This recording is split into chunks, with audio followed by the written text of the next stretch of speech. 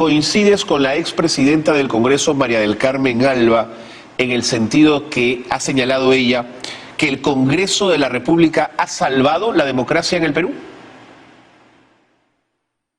No, en absoluto, yo creo que se equivocan. Es más, a mí me causa mucha sorpresa que en el Congreso los partidos, entre comillas, opositores, que no son opositores de una gestión, son técnicamente defensores del establishment, estén diciendo que son ellos los artífices de la vacancia, porque hasta esta mañana ellos tampoco sabían si tenían los votos. De hecho, los 101 votos logrados para la vacancia se suman a partir de que el presidente ya había decretado el estado, digamos que el estado dictatorial que planteaba imponer, y eso les da, diría yo, valor o le da contundencia a su intento de vacancia, porque recordemos que las causales y los hechos de la vacancia siguen siendo cuestiones pasadas que sigue estando en debate si calzan o no calzan en la causal de incapacidad o de permanente incapacidad moral. Tanto es así que algunos decían, si no procede la vacancia porque necesitamos 87 votos, vayamos por la suspensión. Y la pregunta mía era, porque hoy en la noche teníamos que analizar eso un minuto,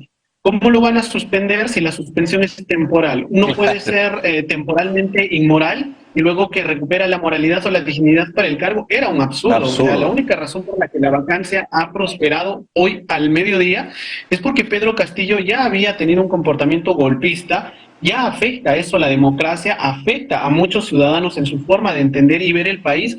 Y el Congreso envalentonado lo único que hizo es adelantar la votación y con ese plus votar en contra como para salvar, entre comillas, la democracia. Pero ojo, una cosa son los actores, son las personas, y otra cosa son las instituciones políticas. Y eso sí me alegra en parte porque creo que el Perú está empezando a tener una democracia un poco madura. Los actores malos o negativos están empezando a ser espectorados por uno u otro lado. Partidos políticos, representantes de partidos políticos, el propio expresidente Castillo hoy detenido, pero la democracia se está manteniendo. Es más, diría yo que el ente deliberativo el día de hoy no ha sido el Congreso, han sido las Fuerzas Armadas. Creo que las Fuerzas Armadas han sido las únicas que han entendido su rol en la historia del Perú. Lo hicieron con Fujimori y creo que ellos más bien sí han entendido que eso no se debe repetir, y cuando ellos, en medio de la votación del Congreso, dicen nosotros no respaldamos este intento golpista porque no proviene de dos denegatorias del voto de confianza y como tal se entiende inconstitucional, creo que el presidente Castillo termina por verse solo y además tenía una mala estrategia que me llega a pensar que no es en ningún, diría yo, un delincuente o un capo de una organización criminal, porque si no ha podido o no pudo planificar ni siquiera bien su asilo y su traslado de Palacio de Gobierno a una embajada de algún otro país, está claro que no tenía planificado ni pensado nada y que a lo mejor se vio acorralado y actuó probablemente, o creo yo, muy mal asesorado. Muy mal asesorado.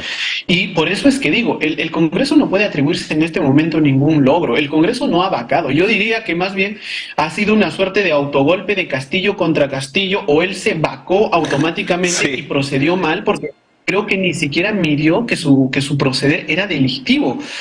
Yo no sé si él tenga plena conciencia de que asumió la presidencia de la República, de que al hacer esto, él pensaba que iba a recibir el respaldo popular, no lo ha recibido claramente, pero yo no sé si él llegue a entender que su comportamiento tiene una naturaleza delictiva probablemente mucho más grave que los actos de corrupción que se le imputan. Pero en esto el Congreso realmente a mí me parece y me resulta que no tiene gran protagonismo. El Congreso de la República no hizo nada. Si el Congreso quiso tener algún tipo de protagonismo por la conducta inmoral del presidente, tuvo que haberlo vacado en la primera oportunidad que tuvo, de manera bien sustentada, con un consenso, pensando en el interés común colectivo, y vacarlo, como ahora dicen, por cuestiones de indignidad para el cargo. Pero lo que para mí no tiene ninguna explicación, y estoy tratando de hacer un análisis sobre el particular, es ¿por qué no renunciar y más bien victimizarse tras esa renuncia e ir a alguna embajada o buscar un tipo de asilo y decidir más bien proceder por un golpe de Estado? Porque eso es lo que todos debemos decir con dos dedos de frente: es un golpe, es un acto dictatorial, y tratar de poner en práctica esto.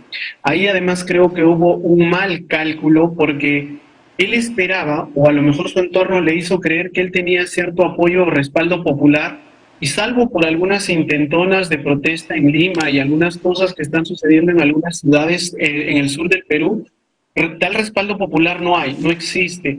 No es un respaldo a Pedro Castillo, es algo así como que un pequeño respaldo a su mensaje, en el sentido de que el Congreso se sigue viendo mal. es peor que el Ejecutivo y que es el Congreso el obstruccionista y el que solamente puso la cereza en el pastel a mediodía, pero que no es artífice de mayor cosa, ¿no?